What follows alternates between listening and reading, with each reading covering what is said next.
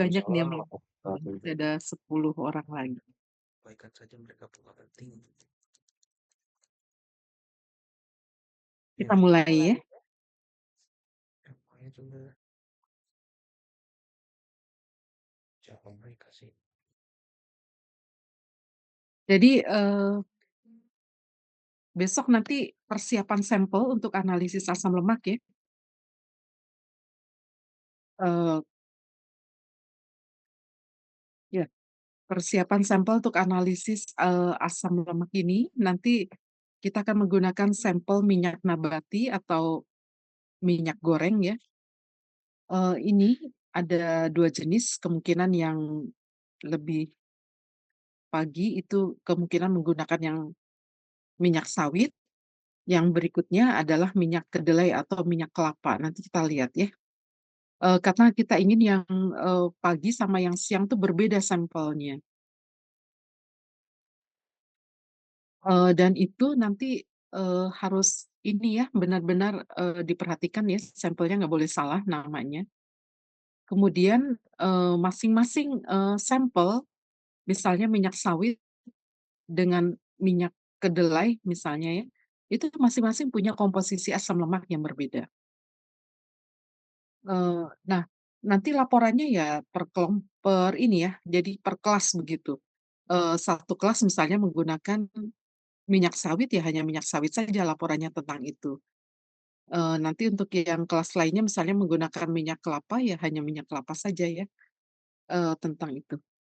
Nah, analisis dengan gas kromatografi kita akan menggunakan 2 jenis instrumen ya. Gas kromatografi GCFID itu nanti analisisnya dilakukan minggu depan dengan GCFID. Nah, kemudian nanti kita juga akan menggunakan instrumen GCMS. Analisisnya dilakukan nanti minggu minggu setelah minggu depan, jadi 2 minggu lagi ya untuk yang GCMS. Nah, analisis dengan GCFID dan GCMS ini persiapan sampelnya sama ya. Jadi yang akan dilakukan pada esok hari ini, sampelnya harus di-keep, dijaga sampai 2 minggu lagi, sampai selesai analisis dengan GCMS. Jadi analisis komposisi asam lemak ini bisa menggunakan 2 jenis instrumen GC, hanya nanti, eee, untuk instrumen GCFID kita akan menggunakan kolom semipolar, tapi untuk instrumen GCMS kita akan menggunakan kolom nonpolar. Nah, ini 2 jenis kolom ini berbeda ya, hasil pemisahannya. Sehingga nanti hasil analisisnya itu akan, terlihat berbeda sekali antara yang pakai kolom polar dengan kolom yang nonpolar, atau kolom semipolar dengan kolom yang nonpolar. Nah, dengan kolom yang polar itu, pemisahannya ini tidak hanya berdasarkan titik didih, tapi juga berdasarkan polaritas ya, atau dengan kolom yang semipolar itu ya pemisahannya berdasarkan titik didih dan polaritas, senyawa. Sementara dengan kolom nonpolar ya, nanti kita akan menggunakan GCMS dengan kolom nonpolar, itu pemisahannya benar-benar berdasarkan perbedaan titik didih. Jadi tidak terpengaruh oleh kepolaran dari senyawanya. Nah, sebenarnya kalau kita lihat komposisi asam lemak ini ya, kita akan mempunyai beberapa asam lemak ya, asam lemaknya tuh tidak satu jenis, karena di dalam sampel nabati kita, minyak nabati ya, ada banyak jenis asam lemak ya. Asam lemaknya tuh terikat di dalam ikatan ester dengan gliserol ya, dalam molekul trigliserida. Jadi sebenarnya kalau yang disebut dengan minyak itu adalah trigliserida. Nah, asam lemak itu masih terikat dalam ikatan ester ya di trigliserida. Satu trigliserida ini terdiri dari 3 asam lemak dengan satu gliserol.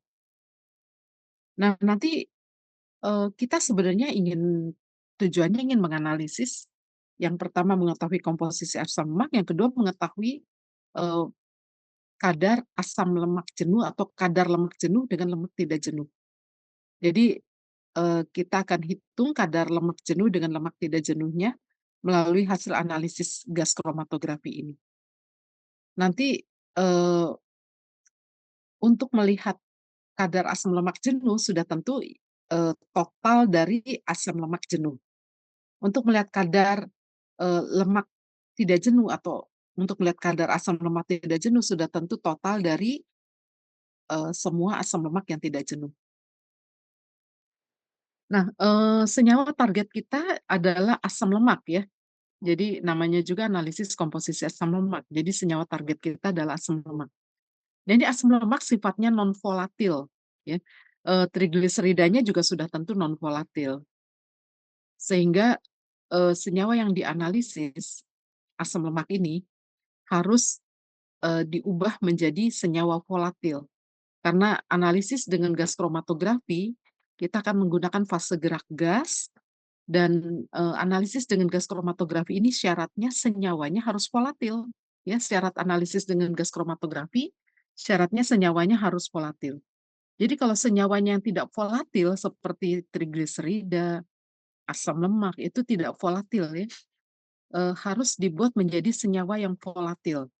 Nah, senyawa yang volatil ini nanti bentuknya adalah senyawa ester ya. Jadi nanti, asam lemak ini akan diubah menjadi senyawa esternya, dan senyawa ester asam lemak yang paling gampang menguap atau paling volatil adalah ester metilnya.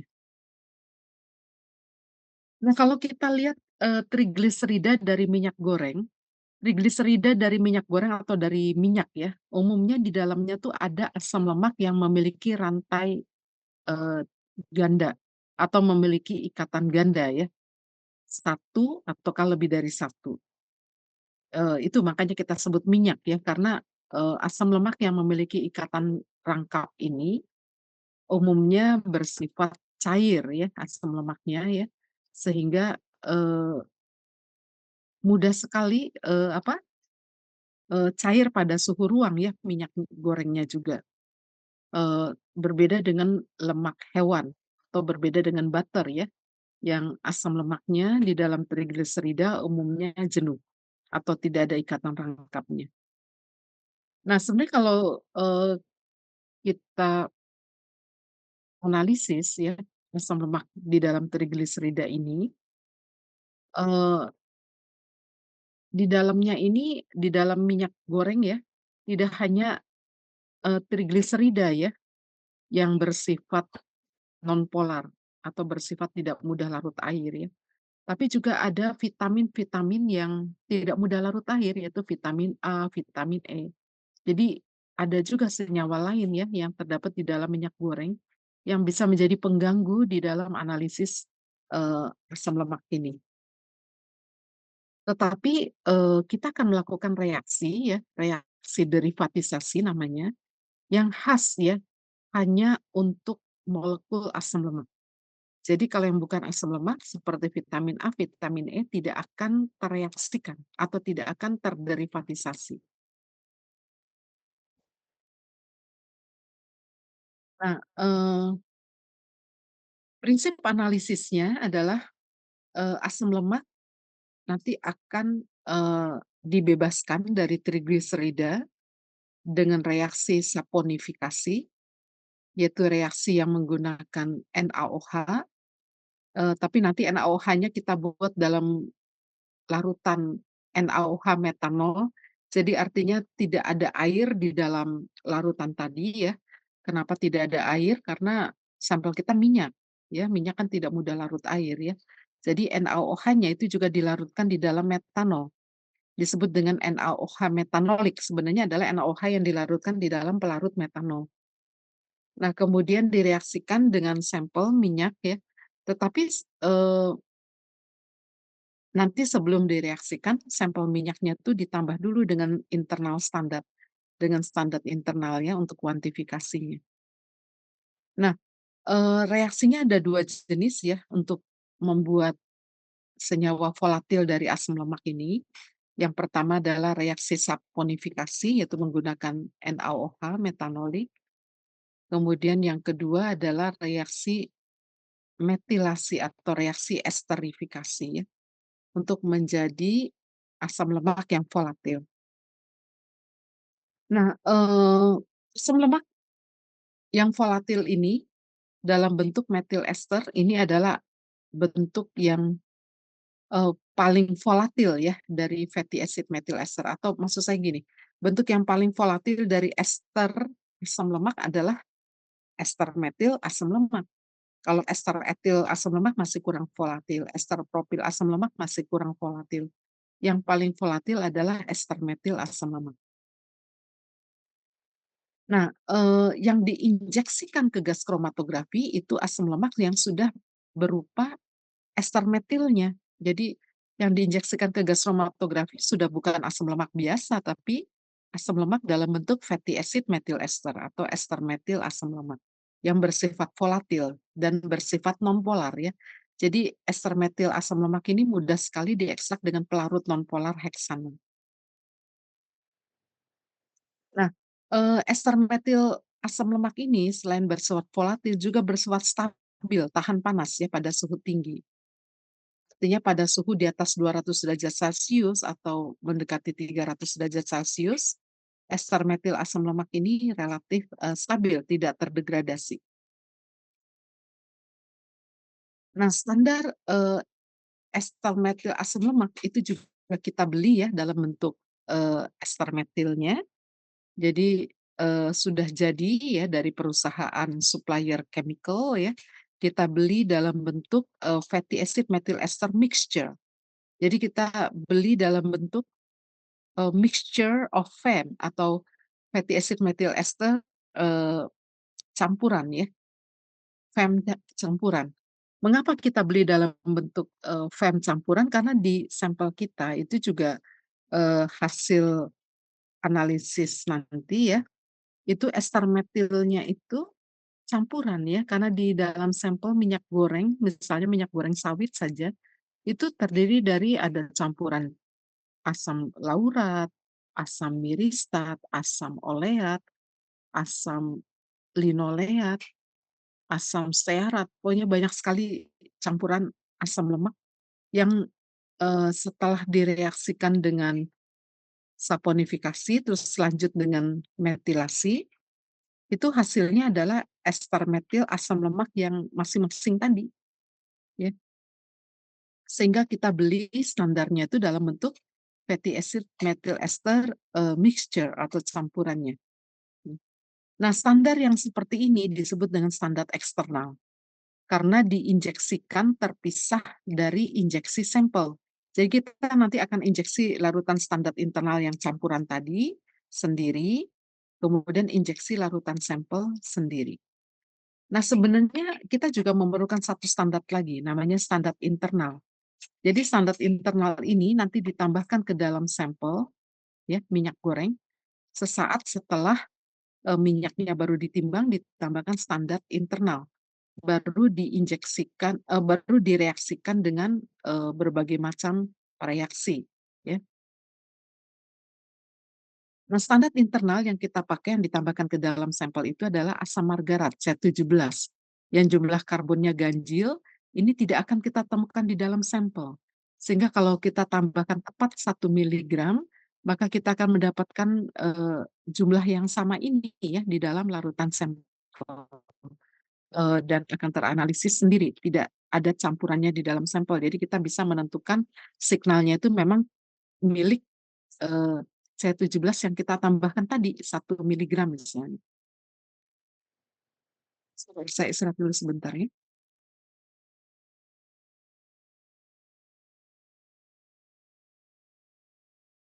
Sih, harus jelasin pakai Inggris, pakai Indo. F.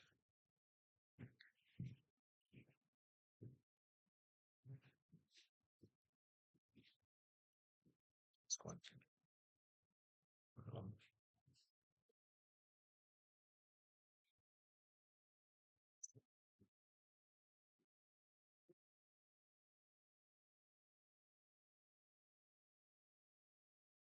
Oke, kita lanjutkan ya. Mengapa disebut dengan standar internal? Karena standarnya memang ditambahkan ke dalam sampel, dan biasanya standar internal ini ditambahkannya sesaat setelah sampel baru ditimbang, sebelum direaksikan. supaya kalau sampel kita mengalami reaksi ya, standar internal pun mengalami reaksi. Hal yang terjadi pada sampel, terjadi juga pada standar internal. Sehingga kalau nanti kita dapatkan respon di gas kromatografi, signalnya itu kecil, karena standar internalnya misalnya sebagian kurang bereaksi ya, yang terdapat pada sampel pun terjadi hal yang sama begitu yang dialami oleh standar internal. Jadi nanti kita kuantifikasinya berdasarkan perbandingan luas area dengan standar internal atau luas area dari signal standar internal. Jadi kalau nanti reaksinya tidak 100%, standar internal pun mengalami hal yang sama, tidak 100%. Nah, tapi kita anggap tetap ya, seolah-olah semuanya bereaksi dan signalnya itu dianggap tetap, seperti yang kita tambahkan tadi 1 miligram. Eee, itu gunanya ya, ditambahkan sesaat setelah sampel baru ditimbang sebelum direaksikan. Supaya ketika terjadi reaksi, standar internal pun mengalami apa yang dialami oleh sampel. Dan, signalnya tetap kita anggap signal seperti, kita menambahkan standar internal 1 miligram di awal. Nah, itu perbandingannya ke sana. Nah, standar eksternal yang kita beli dari supplier chemical, itu sudah dalam bentuk campuran ya. Nah, kalau kita lihat tabelnya ini ada ya di dalam, buku penuntun ya. Tabelnya tuh terdiri dari sekian banyak asam lemak ya, kalau dihitung nih lebih dari 15 ya. Nanti kalau diinjeksikan ke gas kromatografi, semuanya ini harus muncul signalnya. Nah, kalau kita lihat di campuran, fatty acid methyl ester ini sebenarnya, standar eksternalnya ini adalah, sudah dalam bentuk fatty acid methyl ester ya. Ini ada C13, C15, dan C17 yang tidak ada di dalam sampel, tetapi ada di standar eksternal juga ya. Artinya, eee, kita sebenarnya tidak pakai C13 dan C15. Tapi ada gitu di dalam standar eksternal ini, yang kita beli ini. Dan itu kita bisa abaikan. Jadi C13 dan C15 kita abaikan ya, jangan dilihat sama sekali. Jadi yang kita pakai adalah C17 karena itu yang kita tambahkan ke dalam sampel, sehingga C17 yang ada di standar eksternal, ini nanti akan kita lihat signalnya, ya. Jadi ada tujuannya ya, C17 di dalam standar eksternal ini sebenarnya C17 yang beda ya, maksud saya itu bukan C17 yang kita tambahkan pada sampel, itu beda kalau yang kita tambahkan pada sampel kita, tambahkan masih dalam bentuk asam lemaknya. Sementara ini C17 yang ada di dalam standar eksternal itu sudah dalam bentuk fatty acid methyl ester, yang nanti akan muncul ya signalnya di dalam injeksi standar eksternal ini. Dalam hasil injeksi standar eksternal. Nah, konsentrasi yang ada di kanan ini nanti akan dipakai ya di dalam perhitungan kuantifikasi. Sebenarnya standar internal yang kita tambahkan, itu juga akan dipakai di dalam kuantifikasi. Jadi jumlahnya harus diketahui ya yang ditambahkan berapa. Nah, reaksinya ini ada 2 reaksi ya, yang pertama adalah reaksi saponifikasi atau reaksi penyabunan. Jadi pertama lemak ya atau trigliserida itu direaksikan dengan NaOH metanolik atau dengan, basa ya. Basa yang kita pilih adalah NaOH ya, ini yang sering dipakai ya, nanti menghasilkan asam lemak bebas. Jadi kita sebenarnya ingin memutus ikatan ester ya, karena asam lemak, di dalam trigliserida itu terikat dalam ikatan ester. Kita putus ikatan esternya ya dengan reaksi saponifikasi ini menjadi asam lemak bebas. Nah, 1 molekul trigliserida itu dihasilkan 3 molekul asam lemak bebas, tetapi asam lemak bebasnya ini masih dalam bentuk garam sodium, ya. Jadi ini sabun ya, kalau garam sodium dari asam lemak itu disebut dengan sabun. Nah, hasil dari, eee, reaksi saponifikasi ini untuk 1 molekul trigliserida itu adalah 1 molekul gliserol. Nanti gliserolnya ada ya di dalam fase aqueous.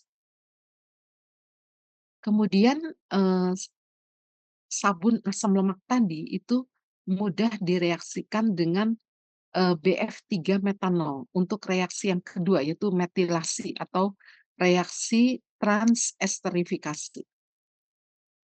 Nah, sebenarnya yang bereaksi adalah metanol dengan asam lemak bebas ini, yang dalam bentuk garamnya. Nah, BF3 hanya berfungsi sebagai katalis, ya. Nah, reaksinya berlangsung pada suhu sekitar 85 derajat Celcius supaya setengah jam saja selesai. Kalau pada suhu ruang terjadi tetapi 5 jam baru selesai. Nah, eee, kira-kira tahapannya ini,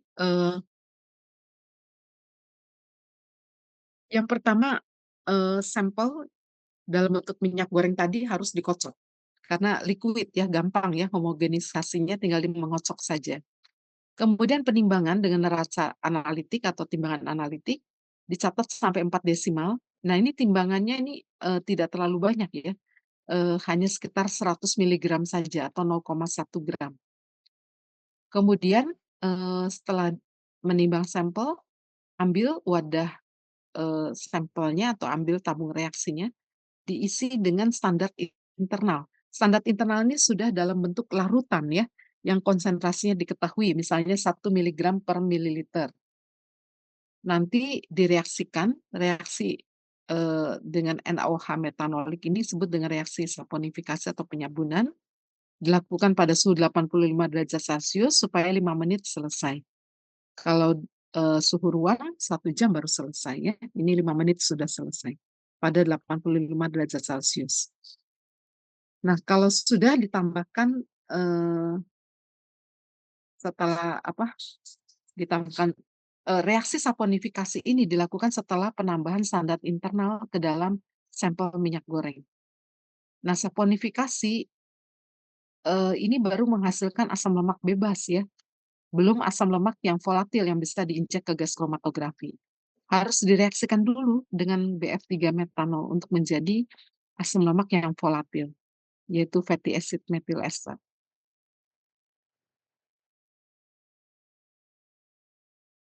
Nah, kalau sudah diperoleh fatty acid methyl esternya ya, setelah reaksi dengan metilasi, baru diekstrak dengan heksana, pelarut nonpolar. Karena fatty acid methyl ester itu selain volatil, dia juga bersifat nonpolar, sehingga mudah diekstrak dengan heksana yang nonpolar. Ketika diekstrak dengan heksana yang nonpolar, ekstraksinya ya sebisa mungkin tepat ya 1 menit ya.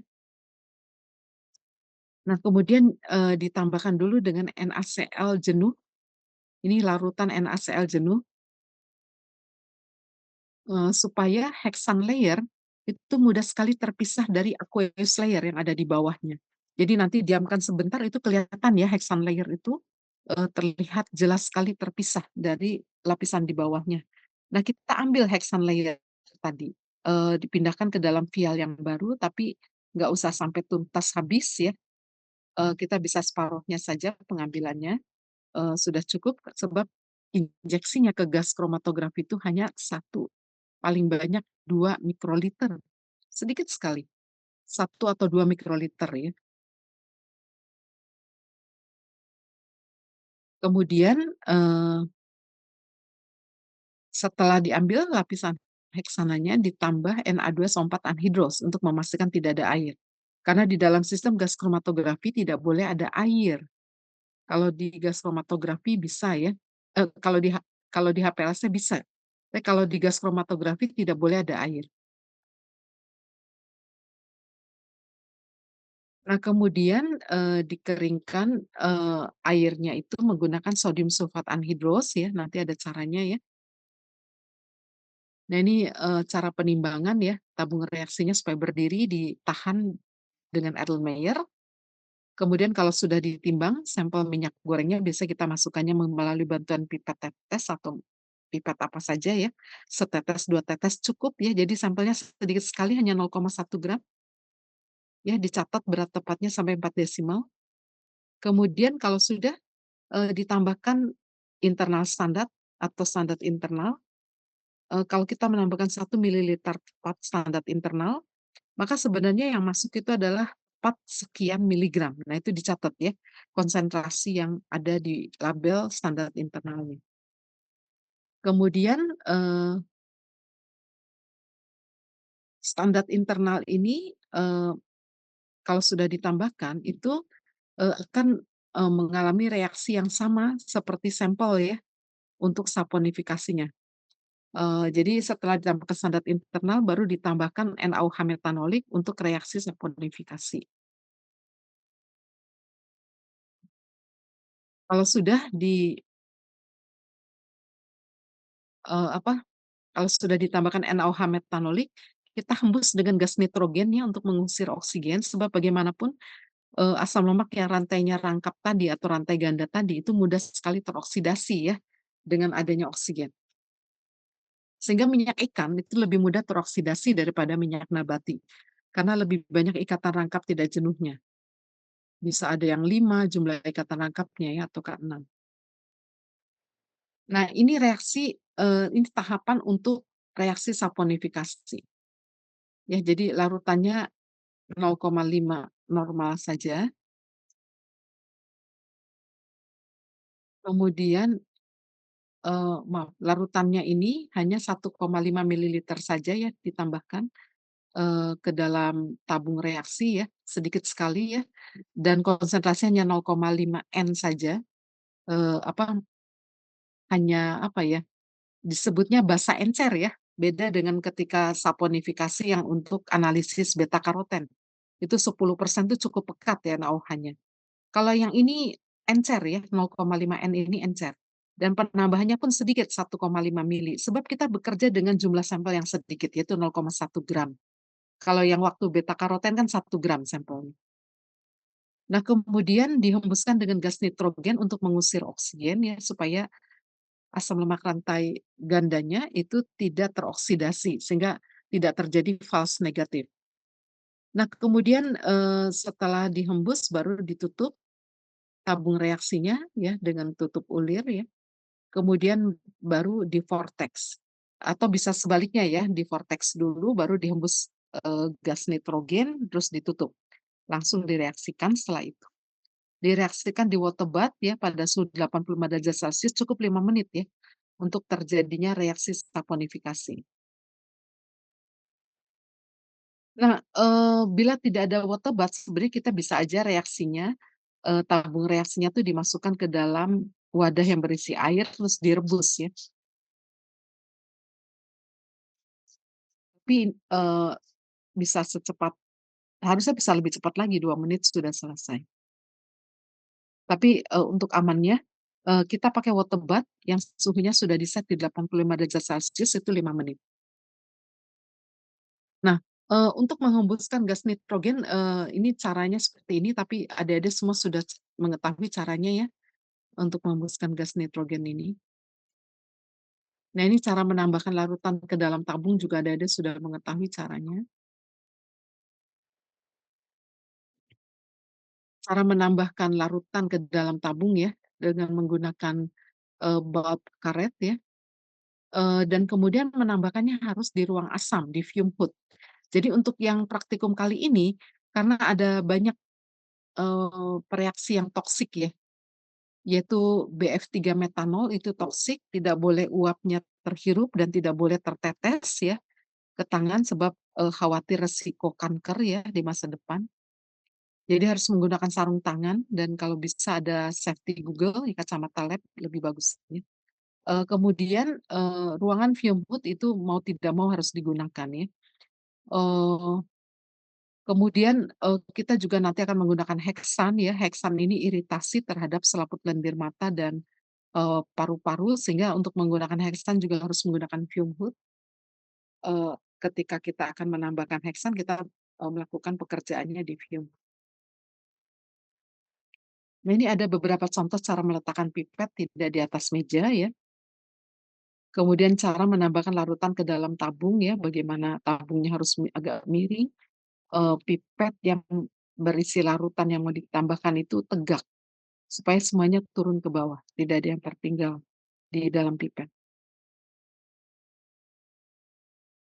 Nah, eee, kita akan menggunakan pereaksi BF3 metanol. Ini ditambahkan sebanyak 2 mili ya ke dalam, tabung reaksi. Ini juga reaksinya berlangsung pada suhu lumayan tinggi 85 derajat Celcius. selama 30 menit. Kalau tidak dengan suhu ini, reaksi pada suhu ruang juga bisa terjadi, tetapi 5 jam baru selesai, atau 3 jam paling cepat ya. Nah, eee, BF3 metanol ini sudah jadi ya, kita beli dari perusahaan yang memang seperti ini konsentrasinya ya, sekitar 14%. Kemudian, sebelum reaksi karena menggunakan panas ya, perlu dihembus dulu dengan gas nitrogen untuk menghindari kerusakan, asam lemak ikatan rangkap. Kalau sudah selesai, maka akan terbentuk fatty acid methyl ester yang perlu diekstrak dengan heksana. Ditambahkan heksana 1 ml cukup ya, kemudian di-vortex tepat 1 menit. Kalau sudah, eee, ditambahkan NaCl jenuh dulu 3 mili, baru dibiarkan, lapisan heksana terpisah, nanti akan terlihat jelas ya terpisahnya.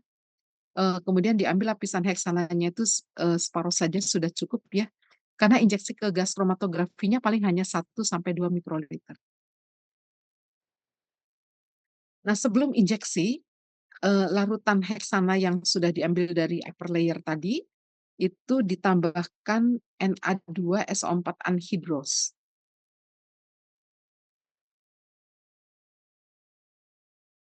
Nah, untuk menarik air ya, Na2SO4 anhidrous untuk menarik air karena di dalam sistem gas kromatografi tidak boleh ada air. Kemudian kalau sudah vialnya ini bisa disimpan di refrigerator sampai 2 minggu, mudah-mudahan, tidak ada penguapan ya, jadi tutupnya harus rapat, tutup vialnya. Nah, selama 2 minggu itu, eee, nanti penyimpanannya harus di freezer, vialnya ya, di freezer pun, tidak beku ya, larutan sampelnya karena di dalam heksan.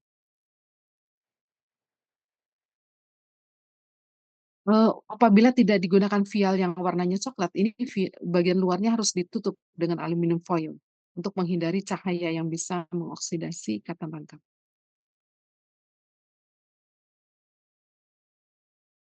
Nah, vortex yang benar bentuknya sebenarnya yang paling kiri ya.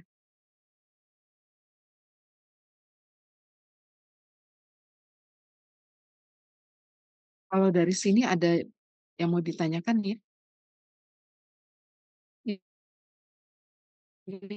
Ini tinggal cara memindahkan larutan ke tabung lain. Kemudian kalau digunakan vial yang, transparan, ini, disarankan untuk menggunakan alupo, menyelimuti seluruh vialnya tadi, dan labelnya juga ditempel lagi di luar alufonya. Nanti, minggu depan kita akan praktek menggunakan instrumen GCFID, yang diinjak itu, eee, 2 sampel ya.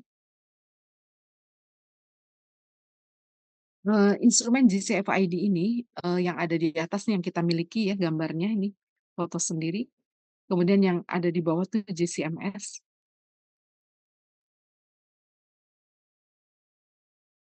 Hasil dari semua yang sudah dikerjakan ini bisa diringkas seperti ini, ya. Jadi menimbang sampel, kemudian menambahkan standar internal, kemudian reaksi saponifikasi, kemudian dilanjutkan lagi dengan reaksi, eee, jadi setelah saponifikasi dilanjutkan dengan reaksi metilasi dan kemudian ekstraksi menggunakan heksana.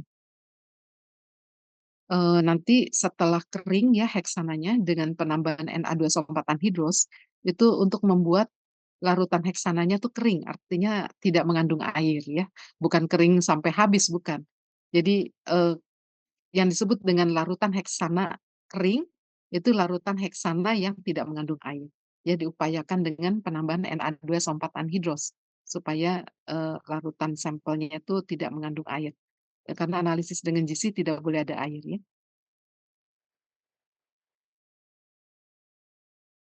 Nah, di dalam lapisan heksana ini atau di dalam larutan heksana ini ada fatty acid methyl ester dari asam margarat ya kalau di dalam sampel kita, karena kita menambahkan kan asam margaratnya, dan ada fatty acid methyl ester dari berbagai asam lemak yang memang ada di dalam sampel yang sudah teresterifikasi melalui reaksi metilasi ya.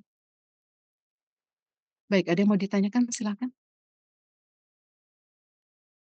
Eee, Mbak Usi tolong diambil fotonya ya, nggak usah on cam nggak apa-apa. Mhm. Boleh, Ibu. Tadi dari penjelasan saya ada yang agak ini nggak, salah nggak Mbak Usi? Silakan betulin, karena tadi saya agak ngantuk-ngantuk tuh jelasinnya.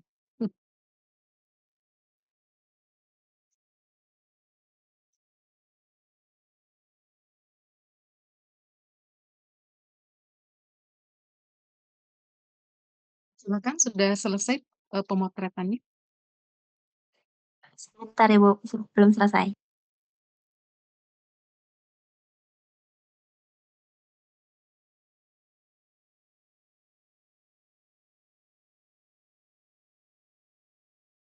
Ada yang mau ditanyakan dari tahap tadi? Ada yang belum paham?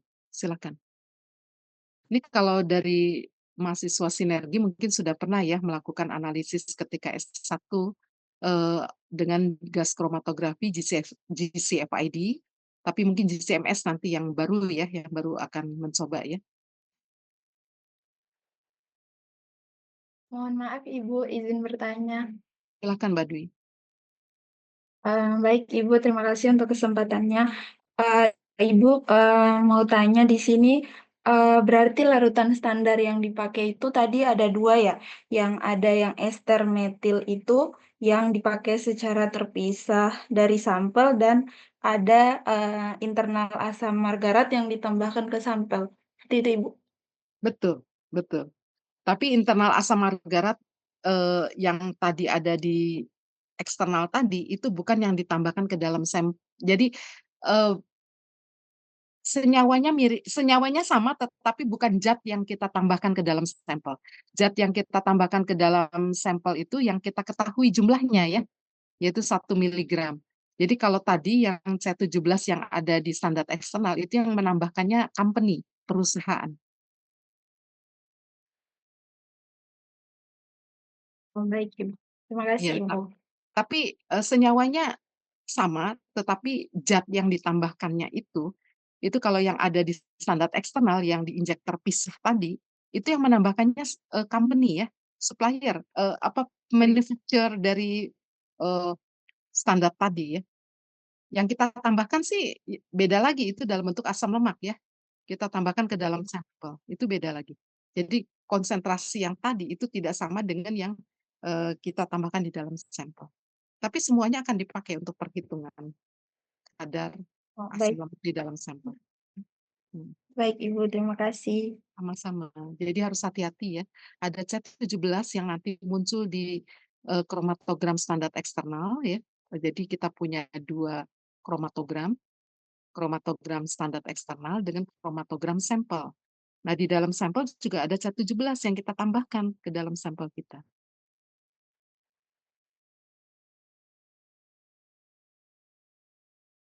Paham?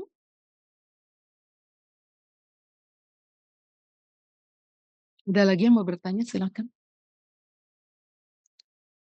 Permisi Bu, saya mau tanya, Silakan Mas. jadi saya mau tanya di sini, apa hasil yang membedakan atau yang didapatkan dari penggunaan antara GCFID ini dengan GCMS dalam analisis ini gitu Bu? Iya, yang jelas sih hasilnya kan kita mengukur itu ya, komposisi asam lemak jenuh atau, lemak jenuh dengan lemak tidak jenuh. Yang jelas, karena kita menggunakan jenis instrumen yang beda, detektornya beda, eee, kromatogramnya itu atau signalnya itu beda hasilnya ya. Nanti kalau yang menggunakan GCMS, signalnya kromatogramnya tuh, eee, puncak-puncaknya hampir mendekati garis lurus. Kalau yang pakai GCFID signalnya atau puncak-puncaknya mungkin, seperti ini ya, masih kelihatan kayak segitiga begitu. Nah, kemudian ada yang membedakan lagi karena kita pakai jenis kolomnya beda antara GCFID dan GCMS, sengaja saya bedain ya, bukan karena harusnya pakai kolom itu, bukan. Sengaja saya bedakan supaya, eee, Mas dan Mbak ini bisa melihat hasilnya kalau pakai kolom polar gimana, kolom non polar tuh gimana, begitu. Nanti kita akan pakai GCFID dengan menggunakan kolom semipolar atau, ya mirip hasilnya seperti kolom polar sebenarnya.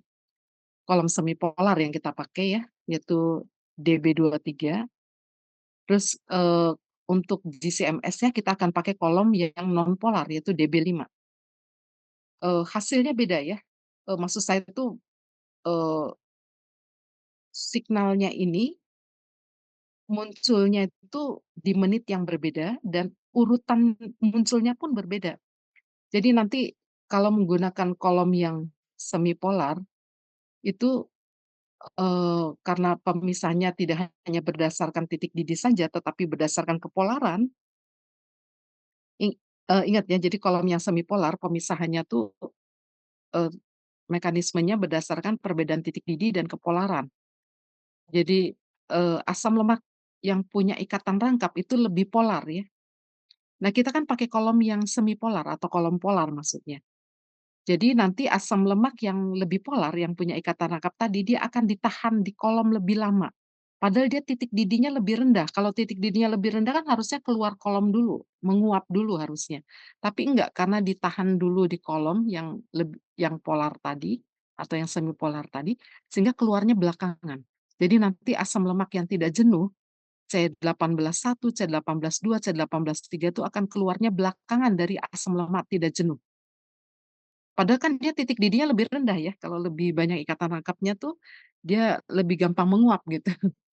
Tapi keluarnya belakangan dibanding yang C18+0 yang tidak ada ikatan rangkapnya. Padahal kalau asam lemak jenuh titik didihnya tuh lebih tinggi.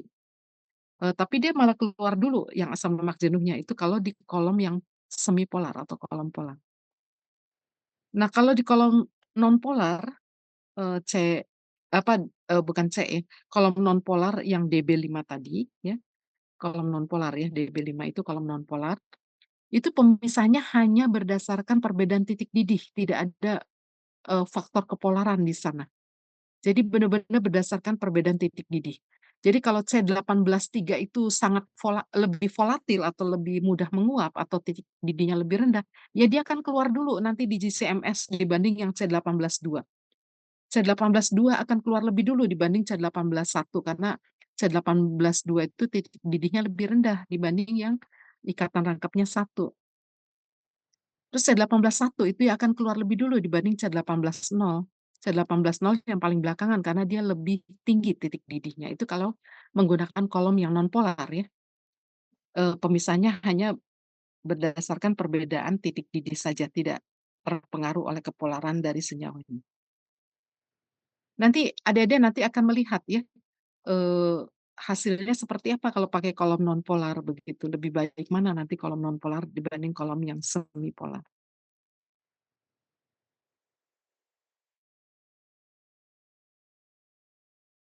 Baik, terima kasih banyak Ibu.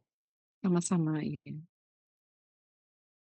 Ibu izin bertanya, Silakan. terkait standar eksternal, berarti, standar eksternal ini bisa langsung diuji ke GCFID Iya, sama GCMS ya, Bu, ya? betul betul. Oh. Jadi botolnya itu kita beli langsung dari perusahaan ya, isinya tuh sudah cairan, cairan yang mudah menguap, apa tuh, dalam bentuk fatty acid methyl ester ya, sudah mixture, sudah campuran.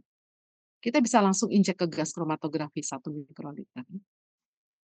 Berarti nanti bakalan ada, seri konsentrasinya juga ya, Bu, ya? Untuk kurva. Nah, untuk yang ini kita tidak menggunakan seri konsentrasi, tidak menggunakan kurva standar. Sebab kalau menggunakan kurva standar terlalu banyak, kan kita punya banyak asam lemaknya macam-macam. Jadi nanti kita kuantifikasinya berdasarkan perbandingan luas area. Nah, luas area yang dibandingkan itu luas area dibanding sampel yang asam lemak yang ada di dalam sampel itu dibandingkan terhadap luas area signal C17.0 yang kita tambahkan ke dalam sampel tadi, kan kita tahu penambahannya tadi 1 miligram. Jadi, eee, standar internal yang ditambahkan ke dalam sampel 1 miligram, itu kita ketahui, jadi kalau nanti ada signal yang muncul itu sama dengan 1 miligram. Kalau luas areanya 200 kali dari luas area yang 1 miligram tadi ya, berarti ada 200 miligram di dalam sampel gitu. Selesai. Baik, Bu. Berarti memang dibandingin, berdasarkan luas areanya aja ya, Bu? Ya, perbandingan luas area. Baik, Tapi nanti perbandingan luas areanya akan dikoreksi ya, jadi ada faktor koreksi. Nah, faktor koreksinya itu nanti menggunakan, luas area dari standar eksternal. Jadi standar eksternal juga akan dibaca luas areanya. Nanti akan jadi faktor koreksi tapi ya, luas area yang ada di standar eksternal itu, menjadi faktor koreksinya. Baik, Bu. Terima kasih, Bu. Sama-sama.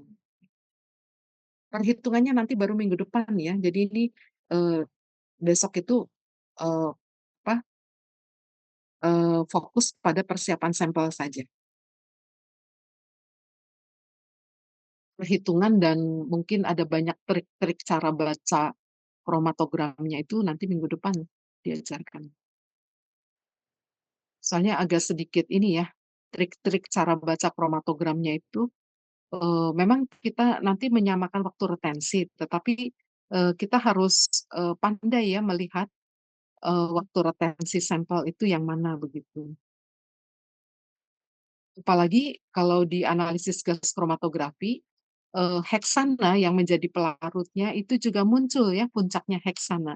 Bahkan puncaknya heksana ini tinggi besar ya karena kan, heksananya jauh lebih banyak daripada sampel kita ya. Jadi nanti kromatogramnya untuk bisa membaca puncaknya asam lemak yang ada di kromatogram sampel, itu nanti agak di-zoom in ya kromatogramnya supaya kelihatan puncak-puncak dari asam lemaknya. Nanti heksananya kelihatan agak tinggi terpotong begitu puncaknya.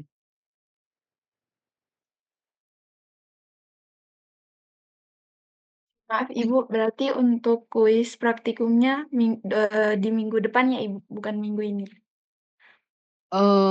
Minggu setelah minggu depan ya, jadi pada saat praktikum GCMS itu nanti ada kuis di situ.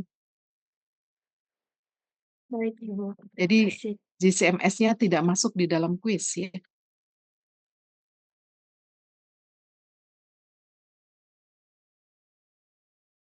Oke, saya akhiri ya, terima kasih ya. Assalamualaikum warahmatullahi wabarakatuh. Selamat malam semuanya. Terima kasih, Bu. Terima kasih. Terima Makasih banyak Ibu. kasih, Bu. Oh ya, lab persiapannya masih di labnya Payah ya, lantai 3 ya, kalau persiapan. Baik, Bu. Terima kasih. Untuk link Zoom daftar hadirnya, Ibu, bagaimana? Oh, Mbak Usi yang, nanti Mbak Usi motret, nanti Mbak Usi ini kan. Baik, Ibu. Terima kasih, Bu. Tadi kan Mbak Usi udah motret ya, nanti, yang hadir pada saat pemotretan itu yang akan dicatat oleh Mbak Usi. Oke, tidak masalah sebenarnya. Ya, ya, saya tutup ya. Baik, Ibu. Terima kasih, Bu. Sama-sama.